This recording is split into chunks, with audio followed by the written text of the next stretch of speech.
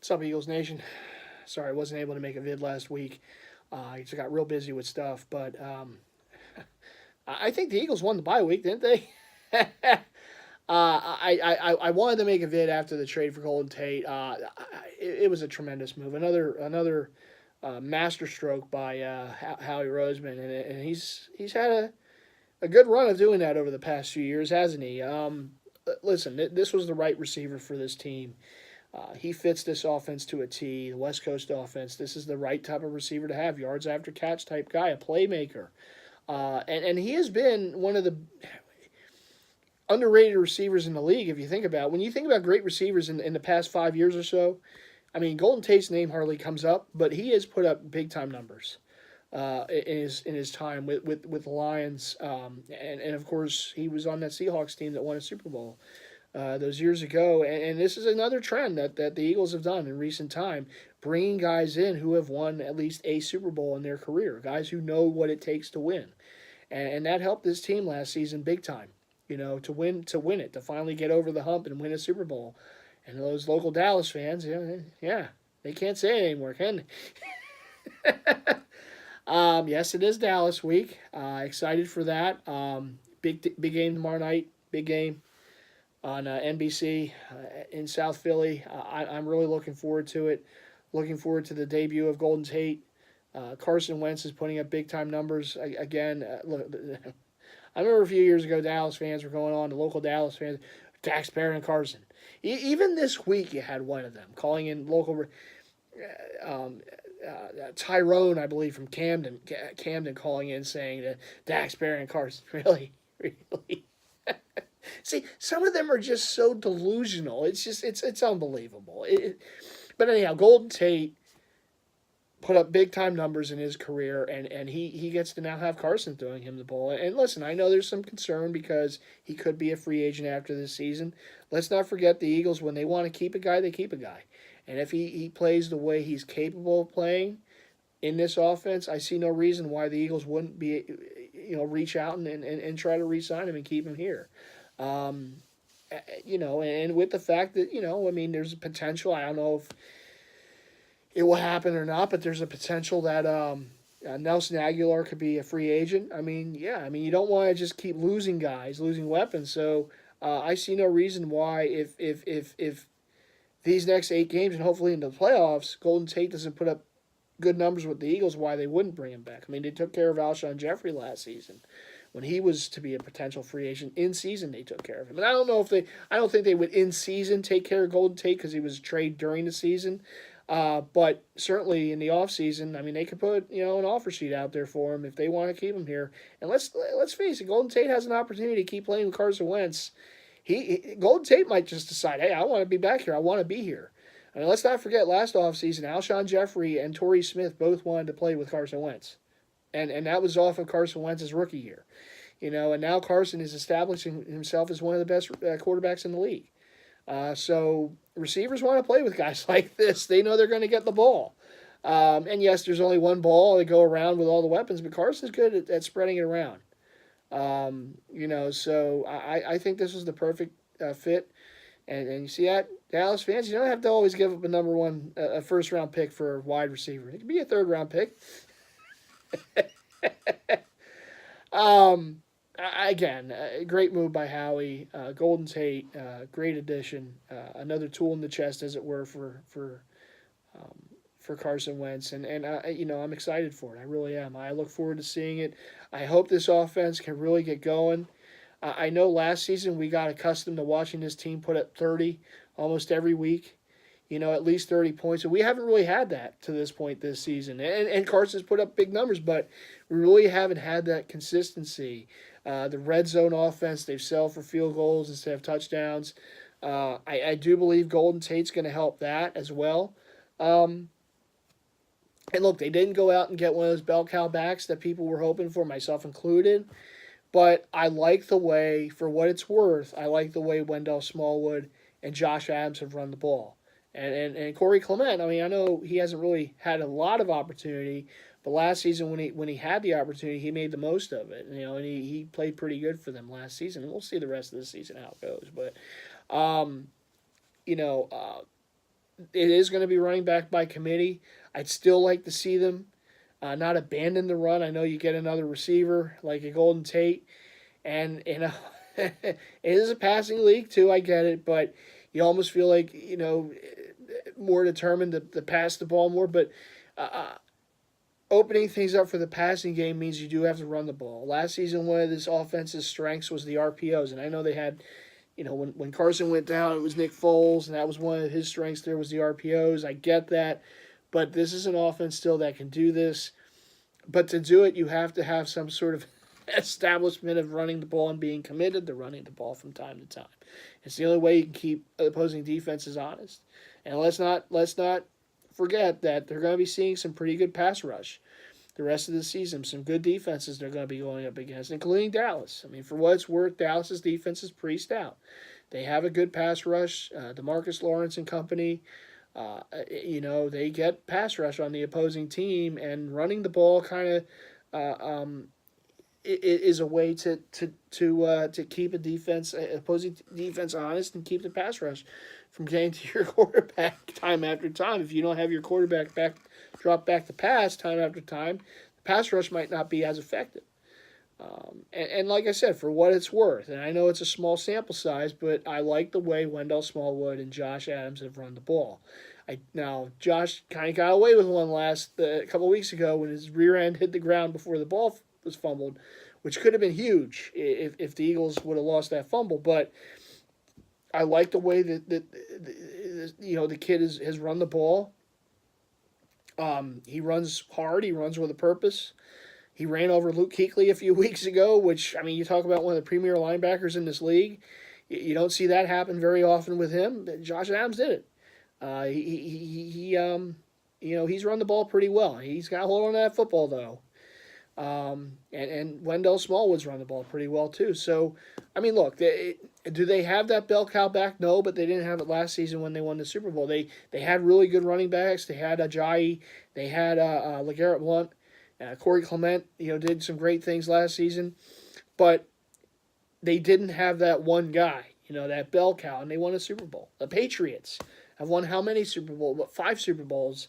And they have never really had that bell cow back. They've had very good backs, including LeGarrette Blount. White is there now. Years ago, it was Corey Dillon. So they've had good backs, but there's never been that bell cow back, for them. They do it. And you don't really see a lot of teams with bell cow backs anymore. It's running back by committee. Maybe it's 2 really good backs. You don't see that. I know that the Rams have Todd Gurley. I know that there's a hunt with the Chiefs, but you look at the Saints, they got 2 of them. They got Kamara and they got Ingram. So, not every team, runs with that one guy. The Steelers, obviously, with Le'Veon Bell for those years, and now with Connor, with Bell, holding out. But not a lot of teams have that. And the teams that, though, have had a lot of success this season offensively have that balance. They're able to run and pass. Those have been the most dangerous offenses so far this season, including the Patriots. You got to be able to establish a run. You got to still be able to run the ball. And I know getting Golden Tate was big. It helps the wide receivers. It helps Carson Wentz. But you still got to be able to run the ball to have success. Ultimately, it's a passing league, I know, but you still have to show the semblance of running the ball. And this team got away from it to their detriment at times, including the home game against Carolina, where, if they ran the ball a little more in the fourth quarter, controlled the clock a little more in the fourth quarter, that would have been a win. That comeback never would have happened for the Panthers. They committed to it a bit more against Jacksonville, and they won that game. And I know there were plays left on the table for Jacksonville, but the end of the day, it was a win for the Eagles. And one of the big reasons for that, and one of the big reasons why their offense played so well, Carson had a great game. A couple turnovers early, but then turned it around. They ran the ball. They established a running game, and it set things up for the pass, for their passing attack. And that's before Golden Tate was here. So it's important for this team to stay with some sort of consistency with running, even though they don't have a bell cow back, to stay with some sort of a semblance of a running attack. And, being able to pass the ball means you're going to open things up in the running game. Being able to run the ball, it opens things up for the passing game because the play action becomes more more dangerous. The RPOs become more dangerous when you're able to run the ball early in a game and show that you can run the ball. So again, I like the way these guys have run, even though they're not, the household names, the Todd Gurley's of the world. I like the way they've run the ball, and this team's offensive line can run block. They're good at run blocking, and they've showed that when they've committed to it. They're hungry. I mean, they want to run block, and so they open up holes, and the running backs have taken advantage of it. So I felt they did a good job. Like I said, I don't want to keep hammering this point, but I thought they did a good job a couple weeks ago against a good run-stopping defense and running the ball and establishing that line of scrimmage, which is where you win this game up front. And this team did it a couple weeks ago against the Jaguars, and they won the game.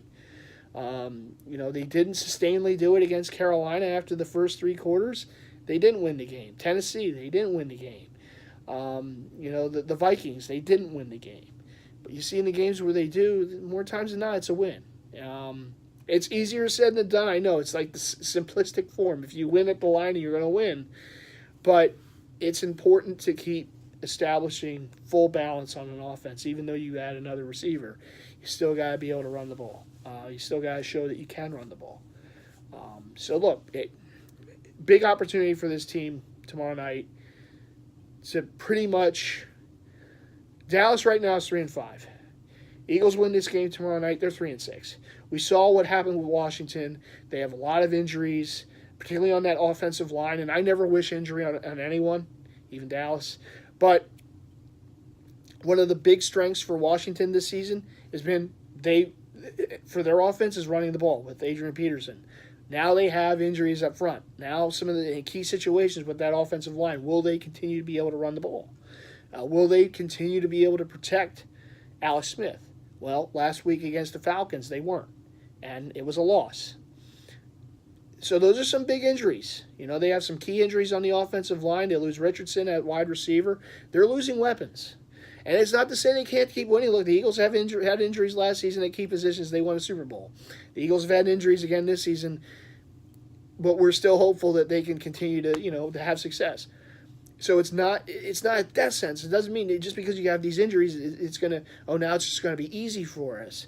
But I think that those injuries to Washington on their offensive line is really going to hamper rather their offense. And one of their strengths this season has been running the ball, has been, kind of like an old school offense, but that's how they were able to do it. They had Adrian Peterson, the closer, in the fourth quarter of games to be able to win games. Now, they front run well in games that they've won. When they were behind, they haven't. And part of that reason is when you go up on Washington by multiple scores, are they an offense that's going to really beat you in the air? And the answer to this point has been no. They have won games when they have controlled the line of scrimmage, when they have been able to run the ball, have a lead, and keep a lead. And right now, with their injuries on the offensive line, it's going to be harder for them to do it. So I like the fact that where the Eagles are right now. It would be better if we were better than 4-4. It'd be better if we won that game against Carolina and Tennessee when we had leads in the fourth quarter, double-digit leads in the fourth quarter. But it is what it is. It's in the past. Nothing we could do about it.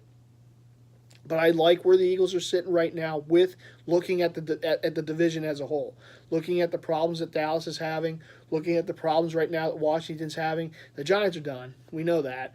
So it's really the Eagles, the Redskins, and Dallas. And if you win you play Dallas twice, you play the Redskins twice. If you go 3-1 in those games, or perfectly 4-0, you're going to win this division. In my mind, you win the division. You win those head-to-head matchups against those teams, you win this division. And it's going to be different this year than last year. I get that because we're not the home field. We're not number one seed in the NFC. More than likely, unless a miraculous thing occurs, the Saints and the Rams have positioned themselves to have 1 and 2 seeds in this conference. And we'll see. The rest of the season, hey, still 8 games, anything can happen. But they have positioned themselves there. I like the fact, though, that the Eagles are playing those two teams. I like the fact that they're playing those two teams on the road because that's where they could be playing them in January. And again, I'm put way ahead of myself. I get that. I don't want to talk about playoffs right now. Playoffs!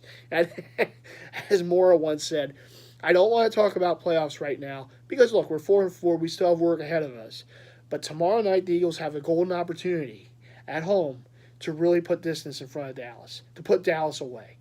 And now it's between you and the Redskins. Because I firmly believe if the Eagles win this game tomorrow night, Dallas is done. They're going to crumble. It's over. They're already teetering, right? There's a lot of talk. There's a lot of doubt. Even though they're not coming out and saying it, that you're never going to do that. But there's doubt in their mind. And if you can beat them tomorrow night and again, drive that stake firmly down to the vampire, right? You have a good chance of for all intents and purposes, ending the competitive phase of their season. Okay, and now you're battling with the Redskins, who you play twice. And in the first of those meetings, this is in some weeks, I think it was early December on Monday night. And you have a chance, or maybe late November, Monday night, and you have a chance there at home to, continue to do good things there. But that game is in the future. We'll worry about it then. Right now it's Dallas week. And there's no team that I love to hate more than the Cowboys. There's no team that their local fan base is more annoying than the Cowboy fans. Because when they're winning, we see them and we hear them. When they're losing, they're like mush. You don't see them here, they just disappear. So you can't give their fans that much credit. But the one thing I'll say about their fans is that was the fan base that gave it to us more than any other before the Eagles won last season. That was the fan base that just kept throwing rings in our faces and Lombardi Trophy and this and that and the other thing. You're never going to win. And it was a few years ago when they were winning 13 games and their fans were peacock strutting all over the place around here. It was so annoying. It was just to the heat. You just got reminded of those times in the 90s, right? When it was like that. And then they got discount double checked out of the playoffs with Aaron Rodgers, and we didn't hear from them that much after that. I don't know why. Where did they go? No, they're not under there. I don't know where they went, but they kind of disappeared after that. And we really didn't hear from them last season that much. Again, I don't know why. For some reason. Their team did anything last? Oh, that's right. They sucked last year. So, yeah, obviously we're not going to hear from them. We haven't heard from them much. They tried a few weeks ago before they lost to Tennessee. They tried, saying, oh, yeah, wait till we play. And then they lost to Tennessee, and then they kind of they kind of disappear again. But we have a chance. Like I said, competitive phase of their season could end. We could put them out of their misery tomorrow night. And I do expect the Eagles are going to win this game. Look, not the better team doesn't always win. I get that. The Eagles are a better team than Dallas. They're better coached. The quarterback plays better on this team than on Dallas. The defense of Dallas is playing good. Give them credit. They are. But seeing how they played last week, it's a week to week. I get that. But a must-win game at home on national TV audience. A game that Tennessee wanted to give you, and you gave right back and said, no, we're good, you have it. Again, it's week to week, I get it. But the Eagles, if they play their game the way they're capable of playing, the addition of Golden Tate's so big on this offense, they have a chance to blow this team out. And will they? I don't know. But they have a chance. This has the making of a game that might be close for the first half, and the second half the Eagles pull away and just put an end to Dallas' competitive phase of their season, and nothing would bring me more joy. In a regular season, the Super Bowl is what will always give me most joy, but nothing will give me more joy in a regular season than for the all intents purposes ending Dallas' season, and fittingly so it would be here, and when their local fans are at the game or whatever watching, fittingly it's the Eagles in our stadium, where we get to remind them who won the latest Super Bowl. And by the way, the last time Dallas won a Super Bowl, Neil O'Donnell was the quarterback they went up against. We won a Super Bowl, it was against Tom Brady. There's a little bit of a difference there. I'm just saying, I'm just throwing it out there. You played against the giver in your last Super Bowl, we played against the GOAT. Okay, I'm just saying, I'm throwing it out there. So, anyhow, the Eagles have a chance to really get distance on themselves in Dallas as far as the division is concerned. And there's bigger fish to fry in the division. Look, we won a Super Bowl last year. But we know this year to get to the playoffs, to have a chance to defend that crown, you got to win the division. Probably not going to happen as a wild card. Got to win that division. And they have a good chance to do it. They have a tough schedule. Again, like I said, I'm glad they're playing the Rams and the Saints on the road. I think it's like a measuring stick type situation. And if anything else, they got film on those teams if they play them again in the playoffs, and we'll see. Yeah, anything can happen. It's still a long way to go before the playoffs, a couple months away or a month and a half or whatever. But I'm glad we're playing those teams on the road. We got a tough schedule. They're going to be, they're going to be challenged in a lot of these games, and I'm glad for that. I would much rather have a schedule like this than a schedule where you're just playing last place teams or no nothing, teams with nothing to play for. I'm glad they're going to be playing against teams that are in the playoff hunt. Teams like the Rams, the Saints, the Texans, and even in the division, you're playing Dallas twice, the Redskins twice, and they're not out of it yet. So you're playing against those teams that are fighting with you in the division. I'm glad for that. I mean, they got the Giants who are playing for pride right now, but aside from that, the way it looks, at least right now, is you're playing every week. You're playing against a playoff caliber opponent. And I think that's a good thing for the Eagles. I think that that gets the most out of you. You get geared up for these games.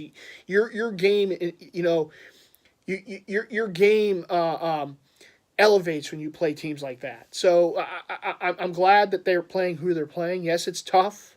They probably have one of the tougher schedules when you think about it the rest of the way. But I'm glad they're playing who they're playing when they're playing them, and that if that ups their level of play, that's all the more better. I mean, every game is almost like a must-watch type game. A 5-star matchup. So it's going to be cool, to have that. They're going to be a lot of primetime games. I know the Saints game got flexed to the Fox game of the week game next week. I wouldn't be surprised if weeks from now when they play the Texans that game, maybe right now it's a 1, but that could get flexed to a 4 or even a Sunday night game. You got Wentz and Watson, barring injuries, they're going to be going up against one another. People want to see that. That type of game with those two quarterbacks. I mean, if the Redskins game at the end of the season, if that means anything, that could be a flex game. Right now it's a 1, but that could be flexed back. So we could be playing a lot of primetime games the rest of the way. So I'm excited for it. Like I said, I it could be better record-wise right now. But some of those wins kind of came down to the last play. It could be worse, So it's glass half empty, glass half full. I mean, it's a 4-4 record right now, but the addition of Golden Tate, the fact that we are coming off a win, the fact that the offense has the potential to be very, very lethal and dangerous now with the addition of Golden Tate with the weapons that they already have. The fact that they're starting to get some guys back, injury, and Timmy Jernigan back at practice, that's good. Again, depth for this defensive line, and that was one of the strengths last season, the rotation, the depth. I know they've had some injuries and guys not playing this season. That's hurt them, and they haven't gotten the turnovers that they did a year ago. That's one thing that you'd like to see go up too, is getting those turnovers. Look, that's going to give you opportunities. I like that commercial of him with Chunkies. He's just throwing the ball without looking. That's probably why he's so inaccurate as a passer. But, with the long passes. But, he will give you opportunities to get the ball. You got to make the most of those opportunities, though. You got to get pressure on him. He's a mobile quarterback, but you got to get pressure on him. Make him make mistakes. He's been known to do that. So make Dak make mistakes. Okay? And look, it's a big game. It's Dallas week. It's always a big game. These fans are going to be here. It's the blackout game. The Eagles are wearing all black. I would love to see them bring back the Kelly Greens, but it's the blackouts. They're alternate. They're going to have that tomorrow night. National television. We get a chance on national television to put Dallas away, and these fans, myself included, we love that. A chance to stick it to them and their local bandwagon fans to shut them up the rest of the season, because we won't hear from them. We already don't really hear from them much. We won't hear from them at all. Eagles win this game tomorrow night. We won't be hearing from them the rest of it. It's over for them. Them and droopy face owner. It's just, and he can pound the table if he wants to. That's fine. When Jerry's upset, it's a great thing, isn't it? So no, it's a big game, and to me, it's a must-win tomorrow night. It's a must-win for the standings. It's a must-win for just, keep this roll. They got to win. This team hasn't won 2 straight games all year. It's time. It's time to turn it up. It's time to turn on. It's time to just to play the way this team's capable of playing.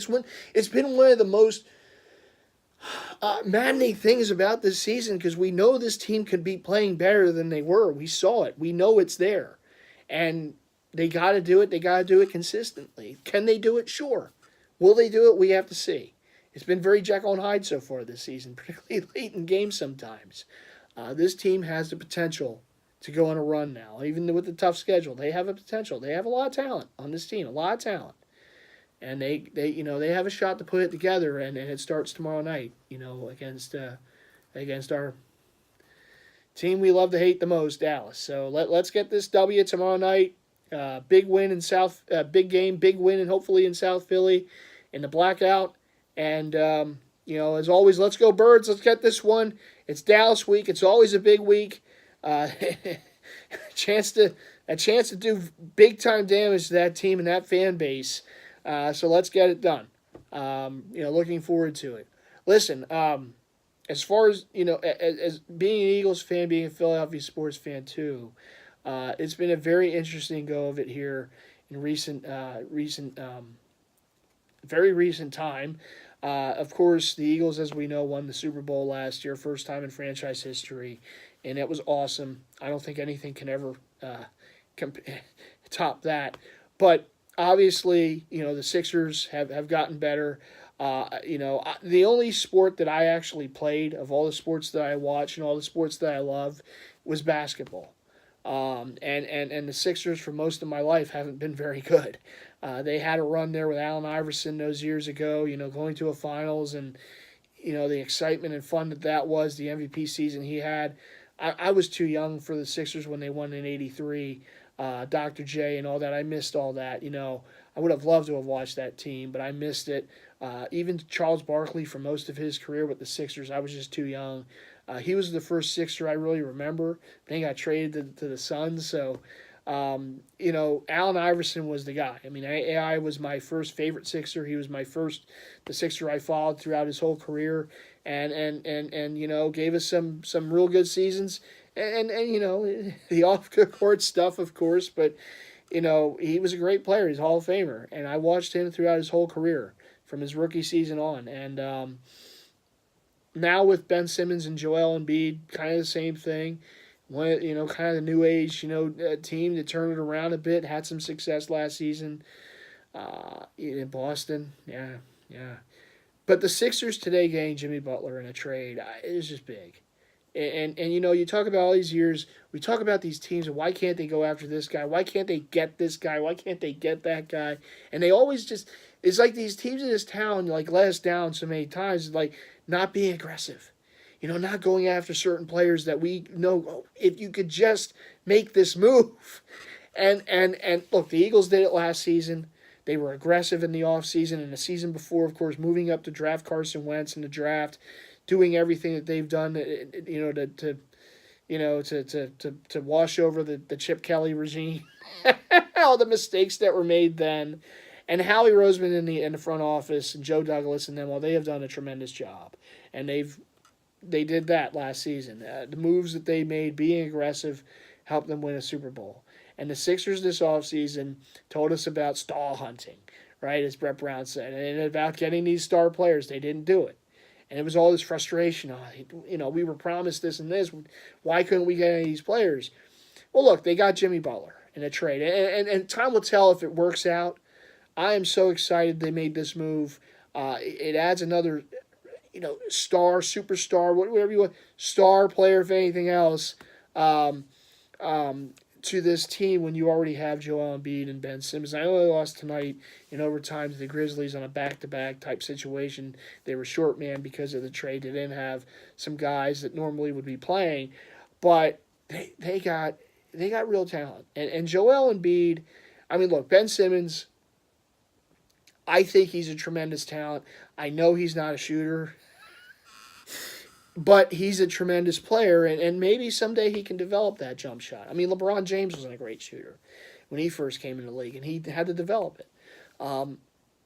Michael Jordan even wasn't the greatest of shooters when he first came in the league. He developed it, even developing that three-point shot in his career. It happens like that from time to time. You're not all going to be Steph Curry coming into the league. Some guys just got to work on it a little more on their shooting ability. And you know what? The greats find a way. The greats find a way to improve on their game, and they get it done. Ben Simmons has got to do it. I love the fact they got Jimmy Butler. He's a really good player. I mean,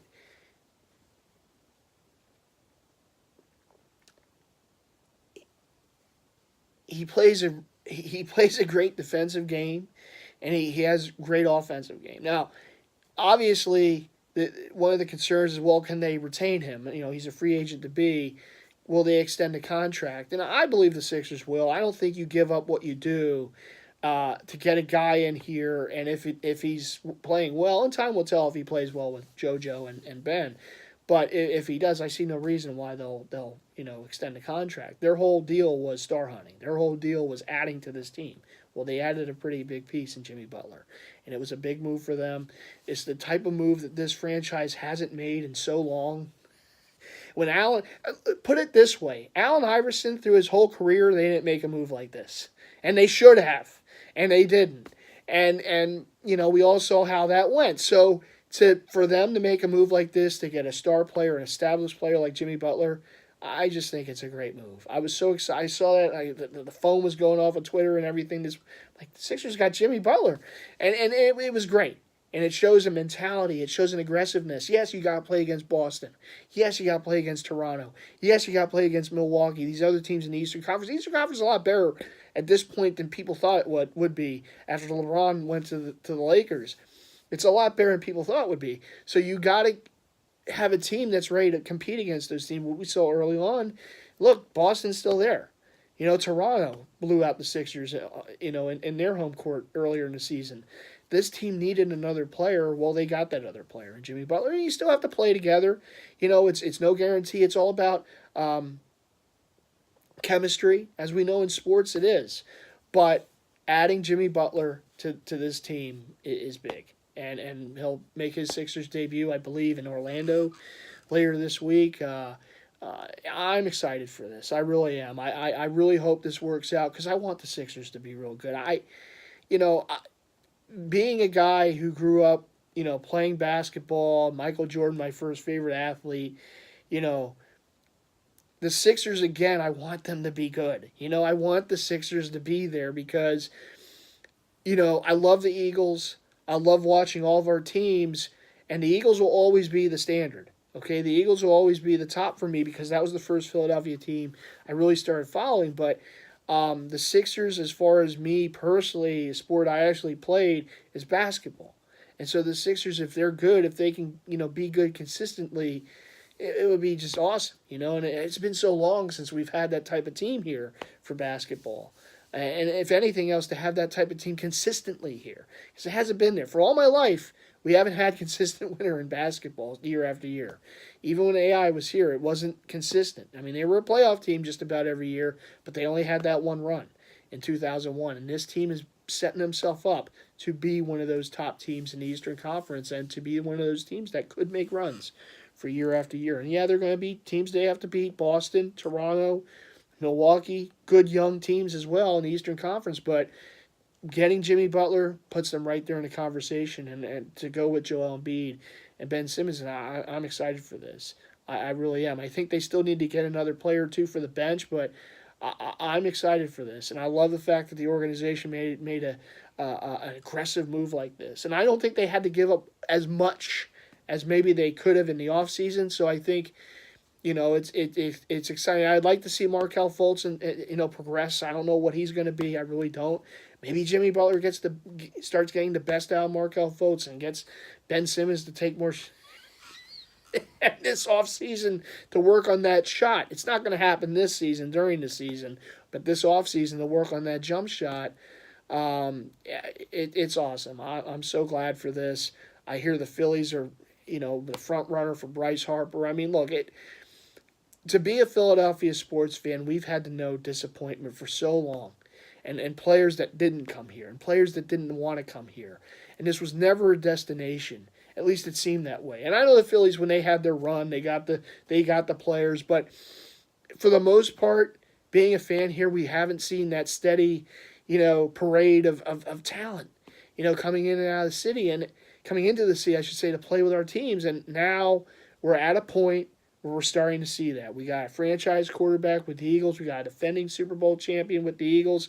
We got the Sixers with the young stars that they have, and now they added Jimmy Butler to that. The Phillies are still a ways away, but they have a real good pitcher in Aaron Nola. They got Reese Hoskins, who's a good young player. If you can get a Bryce Harper, if you can make another move, maybe even Manny Machado with, but they have money to spend. Might as well do it.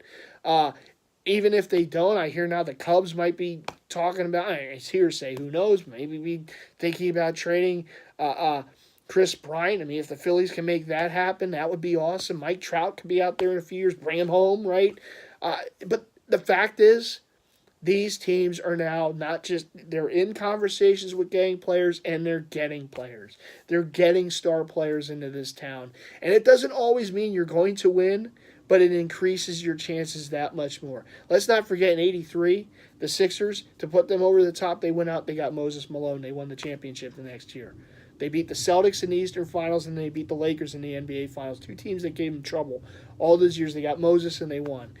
Again, it's not always guaranteed, but when you're aggressive and you're an organization that shows you're committed to winning by getting these players, as a fan, that's all I want to see. I want to see my team, my ownerships, my front offices be aggressive in trying to win and trying to put a championship caliber team on the court, on the ice, on the field. That's what I want to see as a fan. And for too long, I feel as a Philadelphia, my teams have not done that. And that's part of the big reason why we have to go so long between championships. It just seems to me, at least. When you're not aggressive, when you're not, and sometimes your hands are tied, I get that. But when you're not aggressive, when you're not trying to make these moves to get these players, and you see other cities around you like Boston, New York, Chicago, all these other cities make these moves and they win. And we sit here year after year and twiddle our thumbs. Oh, well, we just have to hope the young guys, the minor leagues or whatever. It's like, no, you got to get established star players on your teams. And finally, it seems that these teams are starting to do it, and I'm excited. I think it's a great time to be a Philadelphia sports fan. I really do. The Eagles, we know what they are. The Sixers are establishing themselves, now getting Jimmy Butler, which is a great move. If the Phillies can get Bryce Harper and some more help with this team, maybe that helps them to start winning and to start having some sustained success. And the Flyers, you know what? They have some young players. They have some young stars. But, if they can add a player here or there, hopefully the goalie situation, they can get a goalie. Hopefully Hart can be that guy. And they're playing better of late, too. So I really think it's a good time, for us here. We've had long years of losing and inconsistent play with our teams. But I think we're in a real good spot. And I think we have a Mount Rushmore, if you will, of young talent, of faces of the leagues for the next decade plus. When you look at a Carson Wentz, when you look at a Joel Embiid, when you look at a Ben Simmons, maybe an Aaron Nola for pitchers, we have that here. And I think that's awesome. I think it's great. And yes, I'd like to see more consistency out of our other teams like the Flyers, like the Phillies. But I think it's great when you talk when these teams are talking about getting superstars like Bryce Harper, like Manny Machado, maybe making a trade down the road for Mike Trout, or maybe even a Chris Bryant this year, or a Nolan Arenado down the road, or what have you. This is a domino effect. When you start making these moves, this is what starts it. And then you see what happens down the road. You start winning, you start having success. And in this town, for all four teams to have success at the same time, it's been hard. But it seems like right now they're starting to turn that corner. And if the Phillies do go after Bryce Harper and land him and land another star player with him, either this season or next season during the year or next offseason, I mean, the possibilities are there. The possibilities are there for these teams. And I've sat here too long. I'm 40 years old. I've sat here too long with these teams not winning and not being aggressive. And I am happy that I can sit here today and see the Sixers get Jimmy Butler and see the Phillies wanting to get Bryce Harper or Manny Machado, seeing what the Eagles do, bringing in Golden Tate, not being satisfied and winning that one championship, wanting to, as they said, this is the new norm. They want to keep doing this. Now, is it guaranteed? No. But they have the makeup of this organization to want to do it, to show us fans that they're committed. And I think that's awesome. because I'd much rather this than the alternative that we've had to watch way too often around here. So I wanted to add that to this. I know it's the season of the fan for the Eagles, and rightfully, this is the series I do for the Eagles. But today was a big day in Philadelphia sports, even though the Sixers lost in overtime to the Grizzlies. Today was a big day adding Jimmy Butler to the Sixers. It's a big day when there's still excitement there that the Phillies might be able to get, a Bryce Harper or a Manny Machado, maybe even both or what have you. It's exciting. It's an exciting time to be a fan, and I'm I'm happy. I'm happy for that. I really am. And yeah, Boston won another championship with the Red Sox. That city. They go 2 years. But I want that. That's part of being a fan. You're jealous of other cities. You're jealous of other... You want that. I want what Boston has. I want to win multiple championships in all different sports because for most of my life, these teams haven't done it. So I want that. What Boston's been able to do, and by the way, Red Sox fans, all those years you complained about the Yankees spending money and, they win too much. They spend it. Well, your Red Sox have spent their share of money in the past 15 years when they started winning. And, they started winning. There you go. Is it hard? I mean, my goodness, you guys complained about the Yankees all those years, and now you are the Yankees. I mean, but that's what it is. That's what being a fan is. You're jealous of other teams' success and other organizations, and you want that for your team. And so sitting here as a Philadelphia sports fan, seeing what Boston's done over the years, seeing what Chicago's done over the years, L.A., New York, all these cities, and a lot of these cities are right near us. Pittsburgh, seeing these cities have all these success with multiple teams, I want that. And like I said, I'm so glad the Sixers did what they did. Does it guarantee them a championship? No, you have that team in Golden State still doing okay. But it's going to put them in the conversation to at least maybe get to the finals. And you know what? It's a starting block, right? Last season was a starting block for this. And now they're building to it. I'm happy to see that. The Eagles won the Super Bowl. They're not content. They still want to go for it. I'm happy to see that. The Phillies want to get Bryce Harper. Manny Machado, take your pick, if not both. And maybe after that, make some trades, maybe get some other players. I'm happy to see that. I want my teams to be aggressive. The Flyers, I want them to continue to maybe get some other players. Aggressive. I want to see this. As a fan, I want my teams to be right there. And now I feel like we're getting to that point where we're there, where we're starting to get to, those levels that I would love to see for all of our teams. And there's still work to be done, but I'm happy. Today was a great day. Today, this past week has been awesome. Okay, you had the Eagles getting Golden Tate. You had the Falcons in Dallas losing in games where we wanted to see them lose. You had the Sixers getting Jimmy Butler. Sixers winning games. The Flyers have seemed to turn the corner. They won some games. And the Phillies, of course, to talk about Bryce Harper and all. It's awesome. That's what you want to see.